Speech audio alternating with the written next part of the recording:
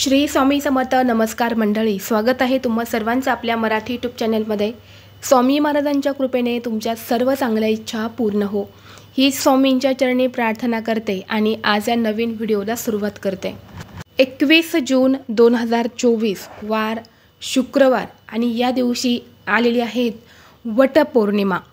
वटपौर्णिमेच्या दिवशी वडाच्या झाडाची पूजा केली जाते. वटवृक्षामध्ये ब्रह्मा, विष्णू आणि महेश हे त्रिमूर्ती वास्तव्य करत असतात असं म्हटलं जातं. आणि त्यामुळे वटसावित्री पौर्णिमेच्या दिवशी वटवृक्षाची पूजा केल्याने या तिन्ही देवांचा आशीर्वाद हा मिळतो आणि पतीला दीर्घायुष्याचे वरदान हे मिळत असते. वटसावित्री पौर्णिमेच्या दिवशी वटवृक्षाची पूजा ही का केली जाते?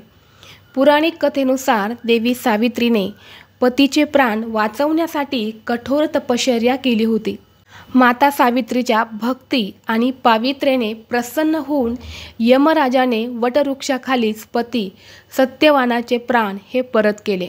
यासोबतच वटवृक्षाची पूजा करणाऱ्या विवाहित महिलेचा पती अकाली मरणार नाही, म्हणजे त्या पतीला अकाली मृत्यू हा येणार नाही आणि दीर्घायुष्य जगेल असे वरदान दिल्याचे मानले जाते. आणि म्हणूनच या दिवशी वडाच्या झाडाची पूजा जी आहे तर ती केली जाते. परंतु या वटसावित्री पौर्णिमेच्या दिवशी तुम्ही व्रत नाही केलं तरीही चालेल, पण तुम्हाला ही एक चूक अजिबात करायची नाही. नाहीतर तुम्ही केलेल्या व्रताचं फळ हे तुम्हाला मिळणार नाही, परंतु याचे तुम्हाला वाईट परिणाम देखील भोगावे लागू शकता. म्हणून अशी कोणती चूक आहे तर ती आपल्याला करायची नाही, याबद्दलची संपूर्ण माहिती आज या व्हिडिओमधून मी तुमच्यासोबत शेअर करणार आहे. त्यामुळे तुम्ही हा व्हिडिओ स्किप न करता शेवटपर्यंत पहा.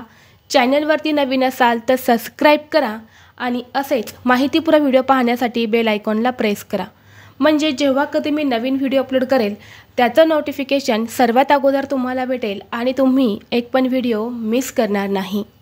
सगळ्यात महत्त्वाची चूक म्हणजे आपल्याला या वटसावित्री पौर्णिमेच्या दिवशी आपण व्रत करणार आहे, तर या व्रताच्या दिवशी आपल्याला काळ्या आणि निळ्या रंगाचे कपडे हे परिधान करायचे नाही. यामुळे अशुभ परिणाम जे आहे तर ते आपल्याला मिळतात. महिलांनी काळे, निळे, पांढरे कपडे घालून चुकूनही पूजा करू नका, याचं फळ तुम्हाला मिळणार नाही. याऐवजी तुम्ही लाल, हिरवा, पिवळ्या रंगाच्या साड्या किंवा ड्रेस घालून तुम्ही ही पूजा करू शकता. यासोबतच या दिवशी आपल्याला काळ्या रंगा आणि पांढऱ्या रंगाच्या बांगड्या ह्या देखील तुम्हाला घालायच्या नाही. तर ही एक चूक आपल्याला आवर्जून या दिवशी टाळायची आहे. त्याचबरोबर पुढची चूक म्हणजे या दिवशी आपल्याला वटवृक्षाला इजा ही करायची नाही. त्याची पानं किंवा फांदी जी आहे तर ती देखील आपल्याला तोडायची नाही. बरेच जण बघा या दिवशी वडाच्या झाडाची फांदी तोडून घरी आणतात आणि तिची पूजा करतात. परंतु पहा, जर तुमच्या घराजवळ वडाचं झाड नसेल, तुम्ही या दिवशी फक्त व्रत करा, पूजा नाही केली तरीही चालेल. तुम्ही घरच्या घरी ही तुमच्या देवघरामध्ये सुपारीवरती ही पूजा करू शकता. परंतु बघा, तुम्हाला चुकूनही या दिवशी वडाच्या झाडाची फांदी ही तोडायची नाही. आपण जर या वटसावित्री पौर्णिमेच्या दिवशी वडाच्या झाडाची फांदी तोडली तर आपण कितीही कठोर व्रत केलं तर या व्रताचं तुम्हाला कुठलंच फळ मिळणार नाही. जर तुम्हाला फांदी आणायचीच असेल तर तुम्ही वटसावित्री पौर्णिमेच्या आदल्या दिवशी ही फांदी तुम्ही घरी आणून ठेवू शकतात आणि या व्रताच्या दिवशी तुम्ही या फांदीची पूजा करू शकता.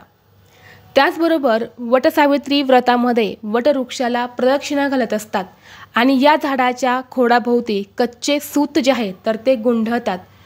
तर बरेच जण हे सूत जे आहे तर ते उलटं गुंडाळत असतात.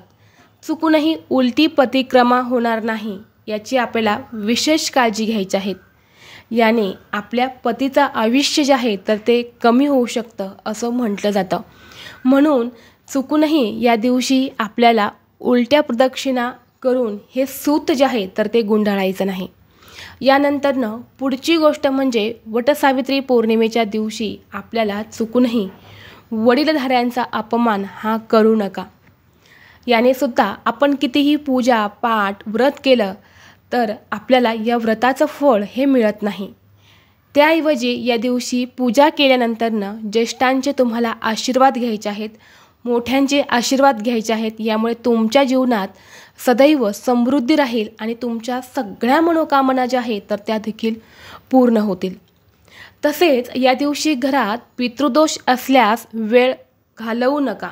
अशुभ घडण्यापूर्वीच तुम्हाला हा उपाय जो आहे तर तो करायचा आहे. जर गर्भवती स्त्री वटपौर्णिमेचे व्रत पाळत असेल तर तिने वटवृक्षाची प्रदक्षिणा चुकूनही करू नये. फक्त वडाची झाडाची पूजा करावी. पूजाच करायच्या आहेत. वडाच्या झाडाला सूत गुंडाळून प्रदक्षिणा तुम्हाला करायच्या नाहीत. असं केल्याने याचं अशुभ फळ जे आहे तर ते देखील तुम्हाला मिळू शकतं. तसेच वटसावित्रीचं व्रत आपण करत असतो, वडाची पूजा देखील करत असतो, परंतु ही व्रत जे आहे तर हे कथा वाचल्याशिवाय पूर्ण होत नाही, अपूर्ण मानलं जातं. म्हणून या दिवशी आपल्याला वडाची झाडाची पूजा झाली की तिथेच बसून तुम्ही ही कथा जी आहे तर ती देखील वाचू शकतात किंवा ऐकू शकतात. यामुळे आपलं व्रत जे आहे तर ते अर्धवट राहणार नाहीत आणि आपण जे पण काही या वटवृक्षाकडे मागणार आहेत त्याचं फळ आपल्याला नक्कीच प्राप्त होईल. त्याचबरोबर बघा, आपण जो कच्चा सूत जो आहे तर तो या झाडाला गुंढातो त्यावेळी जेव्हा तुमच्या 7 प्रदक्षिणा ज्या आहेत तर त्या मारून झाल्यानंतरनं तुम्हाला तो सूत जो आहे तर तो तोडायचा नाही. तो तसाच तुम्हाला तिथे ठेवून द्यायचा आहे. बरेच जण हा धागा तोडून घेतात आणि बाकीचा धागा हा घरी घेऊन येतात, परंतु असं आपल्याला अजिबात करायचं नाही. तसेच हे व्रत करत असताना आपण जी साडी नेसणार आहे तर ही साडी मासिक धर्मामध्ये, सुतकामध्ये, तसेच कुणाचा दशक्रिया विधी असेल तिथे आपण घातलेली असेल तर अशी साडी तुम्हाला चुकूनही परिधान करायची नाही. जी साडी तुम्ही पूजेमध्ये वापरलेली आहेत, दिवाळीच्या दिवशी घातलेली आहेत, अशी साडी तुम्हाला घालायची आहे. आणि ज्या मुलीची पहिली वटसावित्री पौर्णिमा आहेत लग्नानंतरनं त्या मुलींनी नवीनच वस्त्र हे परिधान करायचं आहे.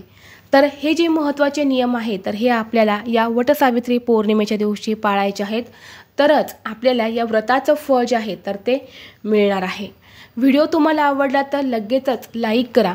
चॅनलवरती तुम्ही नवीन असाल तर सबस्क्राईब करा आणि हा व्हिडिओ आपल्या मित्रपरिवारासोबत, मैत्रिणींसोबत, आपल्या सर्व ताईंसोबत नक्कीच जास्तीत जास्त शेअर करा.